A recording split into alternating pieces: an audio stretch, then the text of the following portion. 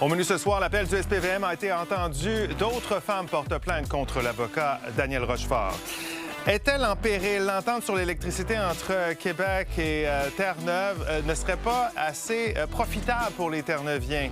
Et le printemps bleu-blanc-rouge se poursuit avec le cycle de la F1 qui s'amène. Le week-end s'annonce chargé à Montréal. Il est 22 h, je m'appelle Michel Bérère et eux, ce sont les débatteurs.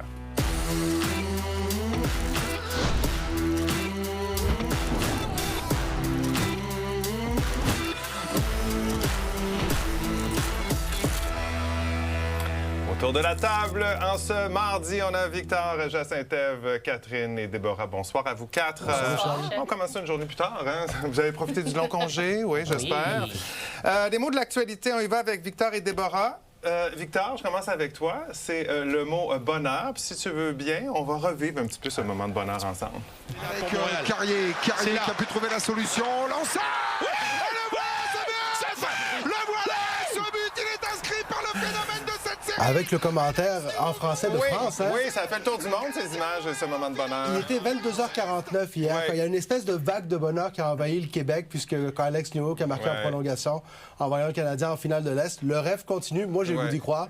Et ça fait du bien aujourd'hui. Tout le monde avait le sourire dans le visage. Oui, en effet, on s'est couché avec le sourire et on s'est réveillé avec cette ambiance-là. Déborah, on va complètement ailleurs. Ebola. Oui, je vais vous enlever un peu de sourire. Effectivement, mon mot du jour, c'est Ebola, parce que je ne pense pas que ça va concerner beaucoup de personnes au Canada, ou du moins nous interpeller. Par contre, l'OMS, l'Organisation mondiale de la santé, a déclaré l'urgence de santé publique à portée internationale à cause d'une souche particulière du virus Ebola qui sévit en République démocratique du Congo. Et pourquoi on doit s'intéresser, vu l'interconnexion du monde aujourd'hui? On a vu ce que ça a fait la pandémie, et aussi se rappeler que la République démocratique du Congo, c'est 4 fois la France. Donc, on parle vraiment d'un pays très grand, le deuxième plus grand de l'Afrique. Donc, à garder sous les yeux. En effet. De retour chez nous, on va parler à nouveau ce soir de l'avocat Daniel Rochefort. Et il est loin d'être au bout de ses peines. L'homme de 72 ans fait face à une dizaine de chefs d'accusation pour des crimes à caractère sexuel. Son enquête sur remise en liberté devait avoir lieu aujourd'hui, mais elle a été reportée. Par ailleurs, il y a la police de Montréal qui a reçu de nouvelles plaintes après avoir fait, souvenez-vous, un appel au public. Et les femmes qui l'ont côtoyé alors qu'il était professeur affirment qu'il avait des comportements déplacés. Résumé, Lily Mercure. L'avocat qui a déjà représenté des policiers, Daniel Rochefort, fait face à 11 chefs d'accusation, dont l'heure d'enfant et inconduite sexuelle sur une mineure. Et d'ailleurs, depuis la médiatisation du dossier, plusieurs victimes potentielles se seraient manifestées auprès du SPVM et auraient porté plainte. Aujourd'hui, c'était son enquête sur remise en liberté. Il espérait témoigner. Par contre, ça a été remis à jeudi pour des questions d'horaire. On avait un problème pour trouver un juge qui pouvait nous entendre aujourd'hui et possiblement continuer le dossier jeudi, parce que demain, le procureur de la poursuite n'est pas disponible. Donc, on a remis à jeudi parce que le juge devant lequel nous avions été transférés ne peut pas être disponible jeudi. Donc, à ce stade-ci, le ministère public a annoncé s'objecter, premièrement, afin d'assurer la sécurité et la protection des victimes et de la société pour éviter tout risque de récidive, mais également afin d'assurer la confiance du public dans l'administration de la justice. Donc, c'est les deux motifs pour lesquels le ministère public s'objecte à la remise en liberté de M. Rochefort. Depuis jeudi dernier, plusieurs anciennes étudiantes nous ont contactés pour des comportements jugés discutables de la part de Daniel Rochefort, notamment à l'Université de Montréal et à l'Université du Québec à Trois-Rivières, hors campus, à Sorel-Tracy et à Saint-Hyacinthe. Dans le cas de Saint-Hyacinthe, en 2005-2006, une étudiante se rappelle que Daniel Rochefort aurait accompagné un groupe d'étudiants dans un bar. Elle se serait retrouvée dans une voiture avec lui et il aurait eu des comportements qualifiés d'inappropriés. J'ai accepté naïvement d'embarquer dans sa voiture. J'étais dans le début vingtaine. Je suis embarquée dans la voiture, une BMW noire, et rendue dans le stationnement du resto-bar, il m'a enfermée dans sa voiture. Il a essayé de me faire des attouchements, la main sur la cuisse, très insistant. En 2006, assurément, j'ai porté plainte à l'Université du Québec à Trois-Rivières envers cet enseignant-là. Malheureusement, ma plainte n'a pas été retenue parce que j'avais pas de preuves.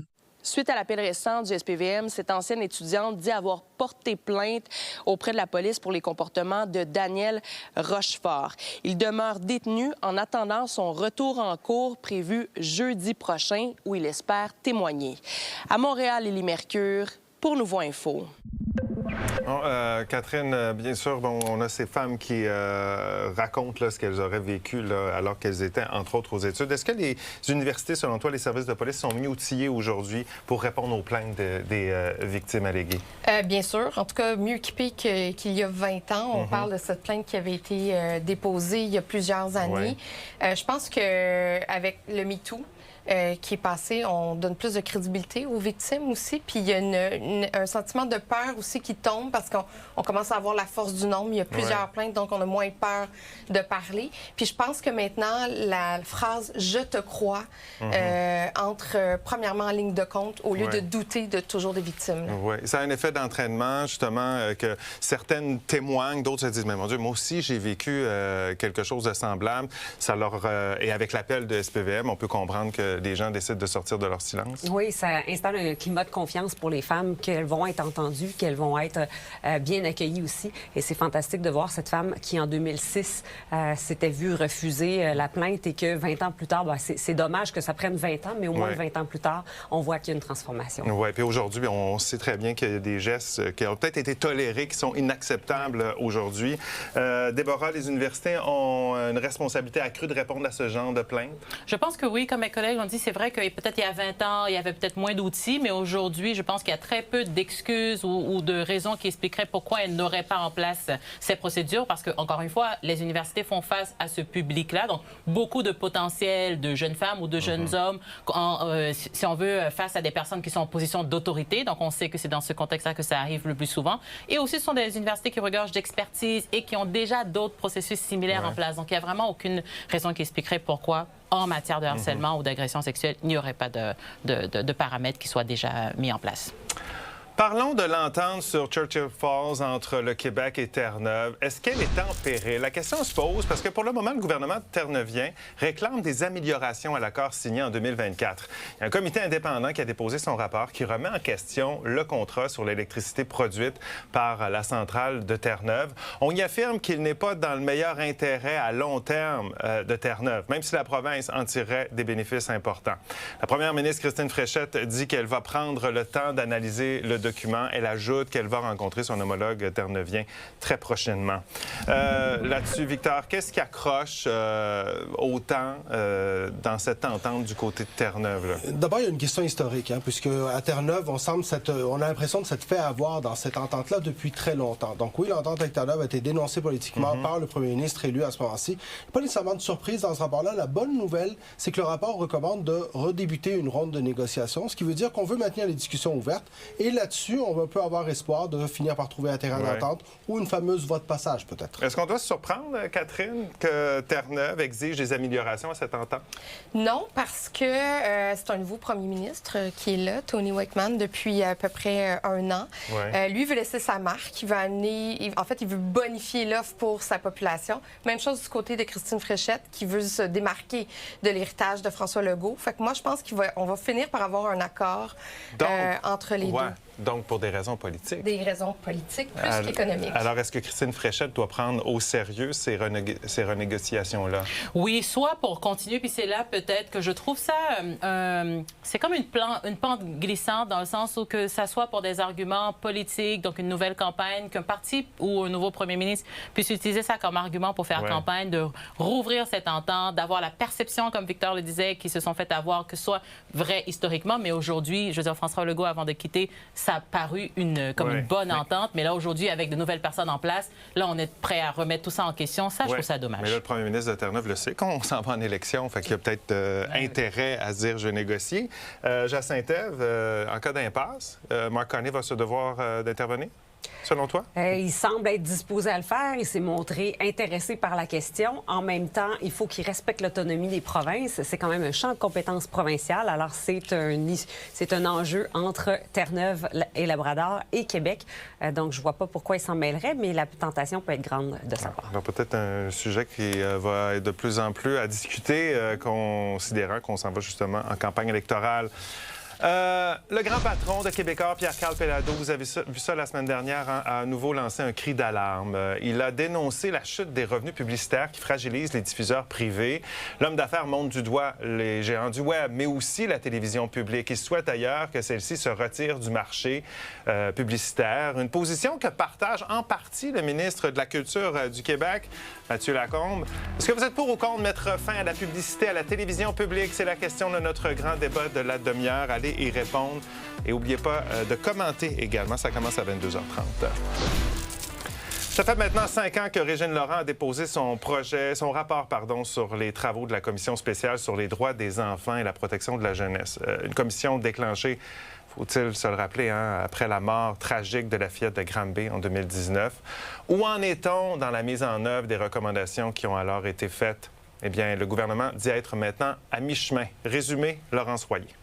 Le ministre responsable des services sociaux, Lionel Carman, a dressé le bilan aujourd'hui de ce qui a été fait depuis le dépôt de ce rapport et de ce qu'il reste toujours à accomplir aujourd'hui. Et effectivement, on est à peu près à mi-chemin. Il y a dans ce rapport 65 recommandations et 250 actions qui visent à éviter qu'un autre drame comme celui de Granby ne se reproduise. De ces 65 recommandations, 29 sont présentement réalisées ou largement réalisées. 27 sont partiellement réalisés ou nécessitent toujours une consolidation. Et il y en a 8 qui sont toujours peu ou pas commencés. Et une recommandation, elle, n'a pas été retenue, soit celle de donner une voix aux enfants autochtones par la nomination d'un commissaire adjoint dédié aux Premières Nations. Donc, en gros, qu'est-ce que le gouvernement a fait depuis 5 ans? Eh bien, selon ce bilan, on a augmenté l'accès aux services de première ligne en périnatalité et en petite enfance, comme les services Agir tôt ou Ma grossesse. Il y a eu des modifications législatives. On a créé des postes de directrice nationale de la protection de la jeunesse et de commissaire au bien-être et aux droits des enfants, qui a d'ailleurs soumis son premier rapport la semaine dernière. On suit maintenant aussi les jeunes sur une plus longue période à leur sortie de la DPJ. Les intervenants ont plus de formation. Voici Lionel Carman. Le bilan, ce qu'il montre aujourd'hui, c'est qu'on a transformé les bases de notre système de protection de la jeunesse. On a fait évoluer évidemment le cadre législatif. On a renforcé l'organisation des services de protection de la jeunesse, puis on a reconnu plus clairement le droit des enfants. Puis on a surtout mis de l'avant également un virage au niveau de la prévention.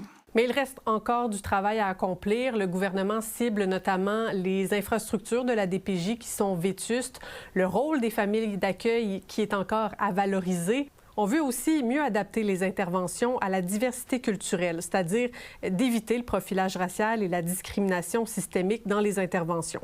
Et dans son rapport rendu public le 3 mai 2021, Régine Laurent espérait que l'ensemble de ces recommandations soient mises en place dans un horizon de 10 ans. À Québec, Laurence Royer pour Nouveau Info. Jacinthe, selon toi, est-ce que la mise en œuvre des recommandations avance assez vite? Non, parce que c'est un piège de regarder le nombre de recommandations qui ont été réalisées et celles qui sont partiellement ou pas réalisées. C'est pas juste le nombre pour dire qu'on est arrivé à mi-chemin, c'est aussi qualitativement. Lesquelles recommandations? Il y en a qui sont plus faciles à mettre en œuvre que d'autres. Exactement. Et quand on regarde le tableau de la mise en œuvre des recommandations, on voit que les recommandations qui ont été mises en application, ce sont les plus faciles, les plus théoriques aussi. Ce sont des lignes directrices qu'on a ajoutées dans certains documents.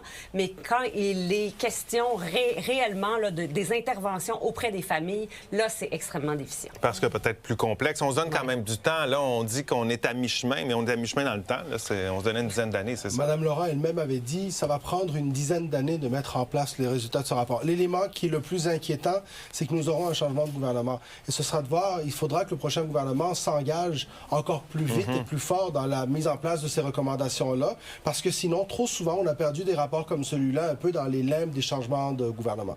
Justement, avec cette campagne électorale qui approche, est-ce que tu t'attends à ce qu'il y ait une accélération dans ce dossier-là de la part du gouvernement? On l'espère. C'est sûr qu'on peut, je veux dire, en théorie, vouloir que ça accélère. Comme mes collègues l'ont dit, c'est clair qu'il y avait beaucoup de recommandations, donc on peut comprendre qu'il n'y a pas l'intégralité des recommandations qui ont été adoptées. Par contre, ça fait 5 ans. Je veux dire, c'est plus long que le deuxième mandat au total de la CAQ. Bref, c'est le temps d'agir et très rapidement. Et je pense que les élections donnent un moment assez symbolique pour le faire. Oui, on va surveiller ça. Notre sondage express en ce mardi porte sur la série de la Coupe Stanley. Est-ce que vous croyez aux chances des Canadiens de remporter la série contre les Hurricanes? Répondez à la question pendant la pause. On aura les résultats au retour. Je pense que Victor va les répondre. Ça y est, déjà sur son set. Également, à venir à l'émission Affaire Patrick Bruel, les allégations contre le chanteur se multiplient alors que chez nous, des concerts s'annulent. On fait le point là-dessus un peu plus tard.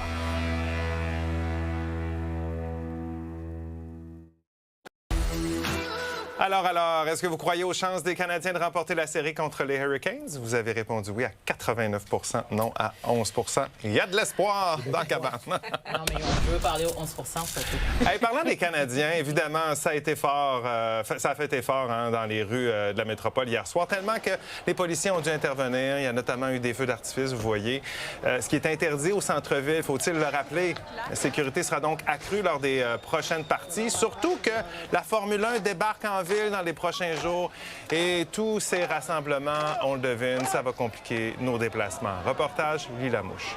Ce qu'on veut favoriser, c'est le transport collectif et le transport actif. On s'attend à près de 350 000 personnes sur toute la durée de l'événement de Formule 1. Et comme à chaque année, les transports en commun doivent suivre la cadence. Cette année d'ailleurs, un pass spécial Pass Grand Prix sera offert pour les 3 jours du GP. Donc, il y aura également, en plus d'avoir le métro, bien sûr, de disponible, il y a également des stations de Bixi qui seront ajoutées et aussi des stationnements pour les vélos personnels. Donc, on invite les gens à venir en transport actif, en transport collectif. L'an dernier, c'est à peu près 97 % des gens qui ont choisi ce mode de transport. Il faut savoir qu'il n'y a aucun véhicule de permis sur les îles, donc il n'y a pas de stationnement sur les îles. Alors, j'invite les gens à réfléchir avant de partir de la maison. Dans les années précédentes, ce qu'on a pu voir, c'est qu'au niveau de l'achalandage, dans une fin de semaine comme le Grand Prix, on a 15 % de plus d'achalandage comparativement à une fin de semaine normale. Sachant que les matchs du Canadien et la Formule 1 vont se chevaucher, c'est donc plus de bus qui sont prévus, mais aussi des horaires bonifiés sur la ligne jaune, plus d'employés et plus de sécurité. On encourage vraiment tous les visiteurs, les spectateurs à acheter son titre de transport à l'avance, que ce soit le billet d'aller, mais également de retour. Ça permet de limiter les files d'attente dans les stations, puis d'assurer la fluidité puis la sécurité. Malgré les débordements entourant le match des Canadiens, le Grand Prix ne croit pas à un effet ricochet. Ce qu'on anticipe en ce moment, qu'on moniteur, c'est surtout la joie des gens, l'effervescence des gens, parce qu'on sait que si le Canadien gagne, les gens vont être contents, les gens vont être excités, les gens vont être stimulés, surtout s'il fait beau. Fait que nous, il faut juste qu'on reste à l'affût du niveau d'excitation des gens. Avec les Canadiens qui se rendent plus loin en série, ça rajoute des éléments supplémentaires, disons, qui n'étaient pas là hier. Actuellement, toutes les équipes, entre autres avec le SPVM et les équipes également centrales, sont en train de regarder justement tout ce qui va se passer au centre-ville. Soyons attentifs maintenant à l'enthousiasme légendaire des Montréalais, puisque ce lundi, un micro-séisme s'est fait ressentir à Montréal sous la foule des partisans du CH. Alors maintenant, si on combine Formule 1 et match de hockey, à quoi s'attendre cette fin de semaine? À Montréal, Lila Mouche pour Nouveau Info. On va aller vers le positif. Victor, gros week-end sportif. C'est emballant quand même. Bien, c'est emballant parce que c'est le fun quand Montréal, en plus la belle température est arrivée, Montréal est dynamique, le Grand Prix de la F1 va débarquer et en plus le Canadien est enserré. Donc là, le printemps est enfin installé, ça va faire du bien. Mais si vous n'avez pas besoin de venir à Montréal, venez pas, c'est ça. Hein? Parce que là, on regarde ça, Catherine, puis on se dit comment la ville et l'organisation de la F1 doivent s'organiser pour éviter justement qu'on soit tous pris dans la circulation. Bien, c'est là qu'on va tester la capacité d'organisation de la nouvelle administration à Montréal. Première des choses, la STM aussi. Ça peut devenir rapidement chaotique. Il ne faut pas que les gens restent coincés aussi dans les transports en commun pendant des heures. Les consignes ont été mentionnées, mais peut-être que ça prendrait des gens qui sont sur place pour rappeler aux gens d'acheter leur billet tout de suite puis pour faciliter la fluidité. Espérons qu'il va faire beau et que les gens vont pouvoir marcher. Également, ceux qui le peuvent. Jacinthe, Déborah, est-ce qu'on va vous voir sur la rue Crescent en fin de semaine ou quelque part au centre-ville? Pas de billets pour le Grand Prix, pas de billets pour les Canadiens. On se tient loin du Grand Montréal. On se tient loin de la congestion. L'occasion pour aller faire un tour à Québec, peut-être? Ben oui. Pourquoi pas? Déborah? Moi, je regardais de la maison. Le Grand Prix, on a déjà eu le débat ici. Je pense pas qu'on me verrait sur la rue Crescent. Je pense même que c'était la phrase que j'avais dit dans le fameux débat sur le Grand Prix. Mais pour voir le match des Canadiens avec la foule, pourquoi pas? Mais vu les déplacements chaotiques qu'on peut imaginer en fin de semaine, je regardais ça du confort de ma maison. Oui, ou du petit bar du coin de quartier. Pourquoi pas pour soutenir encourager. les commerçants. Exactement. Une bonne période pour Merci ces pour la entreprises-là. Vous avez des commentaires à partager avec nous, des idées de débat, écrivez-moi. Voyez mon adresse apparaître à l'écran. Et je vous rappelle que vous pouvez nous regarder en direct ou en rattrapage sur Crave.